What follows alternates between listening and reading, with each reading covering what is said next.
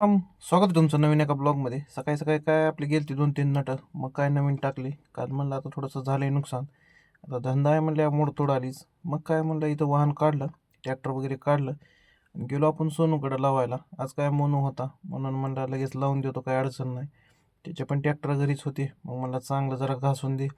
त्यानंतर मशीनवर नटं वगैरे टाईट करून घेतलं नवीन बसवलेली. कशी आहे क्वालिटी? एक नंबर घासत होता भाऊ. भाऊ म्हणला काही अडचण नाही, आज चांगलंच काम होऊन जाईल. मग तिथून निघालो. डायरेक्ट जायचं होतं आज आपल्याला दिनोबाच्या शेताकडं. मग म्हणलं चला आता जाऊया. तिथं होता 2-3 एकर रान हाणायचं. मग काय म्हणलं निघालो ट्रॅक्टर घेऊन. कसं आहे, आपण दिलेल्या कामाची पावतीचं आपल्याला परत परत कस्टमर भेटते तो.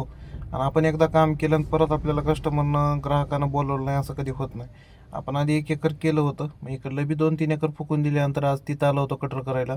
जवळपास 300-350 फूट लांब होतं. मग म्हणलं असल्या ह्याच्यात तर काय आता मजाच येणार आहे, कारण लांबणीचं रान होतं, सरी पण चांगली होती.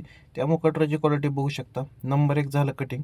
आपण काय सकाळीच लावून नेलतं, त्यामुळे इथं दगडं पण कमी असल्यामुळं सर्व चांगलंच काम झालं. मग म्हणलं चांगली गोष्ट आहे, कारण कसं आहे, शेतकरी सुखी झाला तर आपण सुखी हो. कारण शेतकऱ्याकडूनच आपल्याला 4 पैसे भेटतात आणि ज्यांच्या जीवावर जगतोय कसं आहे, त्यांचं भलं केलं पाहिजे.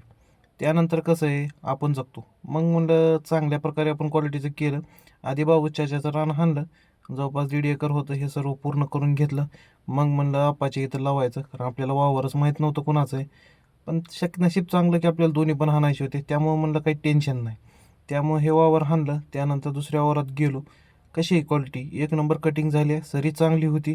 त्यामुळे बुडके फिडके सर्व व्यवस्थित कटिंग झालेत आणि कालच फुकून दिलं, त्यामुळे फ्रेश असल्यामुळं अजून तर कटिंग चांगलीच झाली. जवळपास 2-3 तास आपण सर्व काम वगैरे फिनिश केलं आणि निघालो.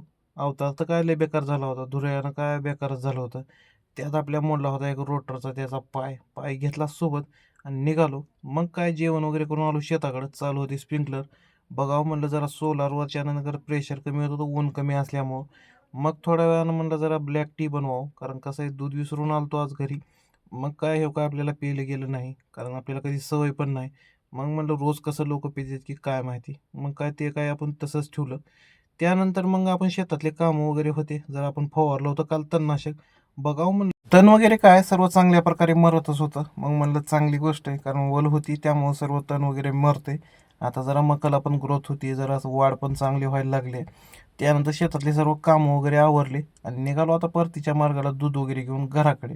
मित्रांनो, कसा वाटला ब्लॉग कमेंट करून नक्की सांगा आणि नवीन नवीन असे व्हिडिओ बघण्यासाठी नक्की आपल्या चॅनलला सबस्क्राईब करा. धन्यवाद.